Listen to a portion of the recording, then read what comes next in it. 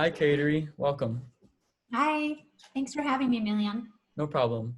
Can you tell us a little bit more about yourself? Yeah, of course.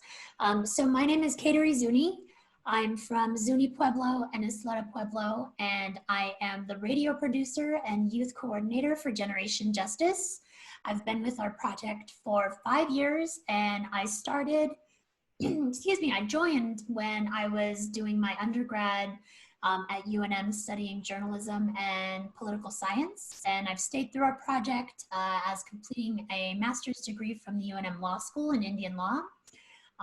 And here I am today. Cool, thank you.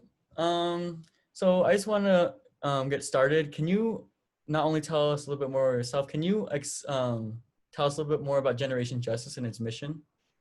Yeah, sure. So Generation Justice, our project has been around for a little over 15 years.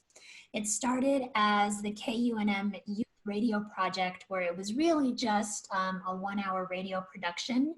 And our director, Roberta Rael, was really key in taking that project and building it out to be a multi media, fully fledged youth programming project, and turned it into what is now known as Generation Justice. So we're a multimedia project, and we train young people ages 13 to 25 in media production, in understanding and building narrative shift, and also in building our critical consciousness of the world around us. We provide leadership, training, and civic engagement opportunities, as well as community organizing opportunities, so that young people can essentially fall in love with our community. And as you know, Milian, one of the things that we also still do is produce a 1 hour radio program every week, which airs on Sunday nights at 7 p.m. on 89.9 KUNM, which is the campus radio station. Yeah, thank you for that. My next question, what are some of the words that are specific for Generation Justice? I think some of the specific words that we use not only in our curriculum but in our kind of shared or organizational vernacular are words like racial equity, racial justice, youth empowerment, and actually for that I can probably go back to our core values of youth leadership and empowerment, community, and I think maybe the most important of those values is love. The core values were determined and set by some of the original youth members. And so we really do a lot of our work and all of our work from that understanding of love, whether it be for each other, for community, for our own identities.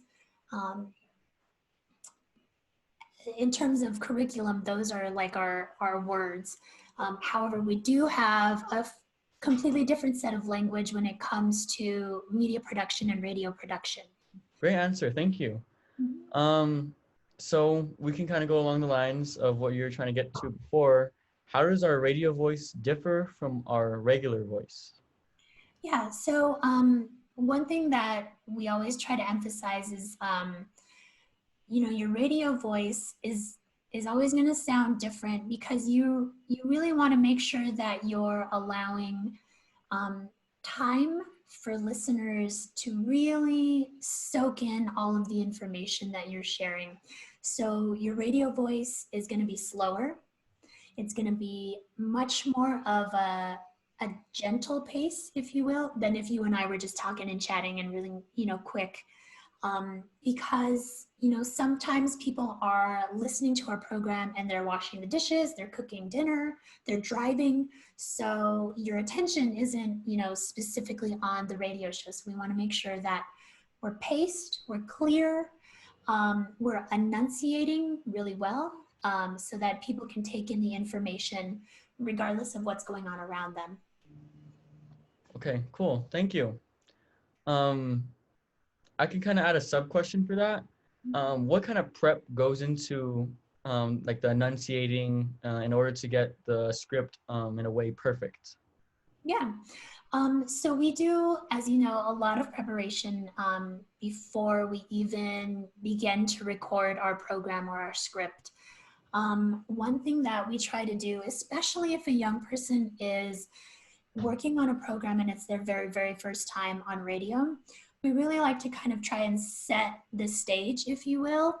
And we put them in a really specific theoretical or imaginary situation where we say, imagine that you're at the chemo theater or you're at the Pope Joy Hall and you are presenting in this really prestigious award show and you have your ball gown on, you have your tuxedo on, whatever it is, your formal wear, and you're walking out into a crowd of hundreds and hundreds of people. That's the kind of tone, that's the kind of um, I don't want to say seriousness, but maybe just reverence that we want people to bring to that radio delivery. So rather than saying, for example, our opening line of, this is Generation Justice, we're a multiracial project, you know, we want you to take your time and we want you to present those words just as you would present those words in that situation. And so, you know, this is Generation Justice. And with that, we encourage people to use their hands, just like you would if you were standing in front of somebody presenting. We encourage you to smile, even if you're delivering a script that has to do with something really heavy or even sad. That really warms up your voice. And our listeners can tell if you're just reading off of your script, this is Generation Justice. You know, that's something that we definitely don't want to have. We don't want you to read, we want you to deliver. Yeah, I like that because there's always a difference from whenever you read or when you deliver. Right. And you can hear it. Um, yeah, okay, thank you. I feel like those are all really good answers. Is there anything else you'd like to maybe add about the way Generation Justice speaks in particularly, or the way we use our hands, anything like that along the lines? I think you went over it, but is there anything else? Yeah, I mean, I think that in particular, especially when it comes to radio production, um, we we really want our young people to learn how to bring their whole selves when it comes to delivering that speech. So not only are we talking about understanding the script in front of them and adjusting it to however they speak, like sometimes I'll write a little bit in the script and I'll say, please fix this to make it how you would speak, Milian, because I know that you're probably not going to say, hey guys, you know, how's it going? Like, I don't want it to sound like my voice or somebody else's voice. I want it to sound like your voice. So young people being involved in that process is really key. But when I say my whole self or our whole selves, I'm including our body language. So using our hands, smiling, you know, kind of moving our body in a way that will help highlight our voice as best as possible. But also just the simple act of introducing ourselves, especially on radio. We also like for you to think about who are the people that are behind you? Who are your ancestors? How did you get your name? What does it mean? Why is it important?